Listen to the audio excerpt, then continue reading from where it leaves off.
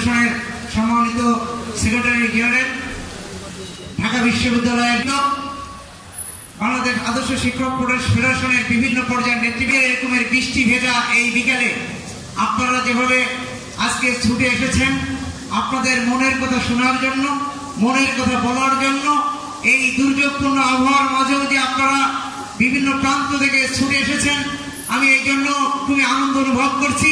এই জন্য আমার পক্ষ থেকে, আমার সংগঠন বাংলাদেশ জামাত ইসলামীর পক্ষ থেকে আপনাদেরকে আমি ধন্যবাদ জানাচ্ছি, মোবারকবাদ জানাচ্ছি এবং আল্লাহর কাছে আপনাদের জন্য উত্তম জাযা কামনা করছি। এবং আজকে আপনারা যে বিষয়গুলো নিয়ে আজকে এখানে তুলে ধরলেন, বিশেষ করে 7 দফা যে প্রস্তাবনা, এই প্রস্তাবনার সাথে বাংলাদেশ জামাত ইসলামী পেয়েছি। এই পরিবর্তনটি হয়েছে একটি মহান উদ্দেশ্যকে সামনে রেখে, যেটা আমরা জেনেছি যে মার্চ ফর জাস্টিস, ন্যায় বিচার প্রতিষ্ঠার জন্য আন্দোলন। সেই ন্যায় বিচার প্রতিষ্ঠার জন্য যারা সামনে থেকে প্রধান দায়িত্বে পালন করবে তারা হচ্ছে জাতির কারিগর। আপনারা এই শিক্ষক মন্ডলীতে আপনাদেরকেই প্রধান ভূমিকা পালন করতে হবে।